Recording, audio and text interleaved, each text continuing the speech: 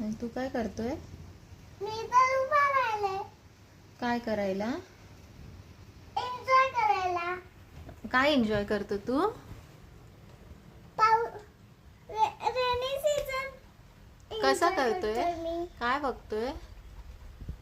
तेव्हा किती लोक पाऊस मधून जातात वाव. आणि कार पण भिजते. अजून काय होतंय? अजून अजून जोराचा पाऊस आहे. हा. पण थोडा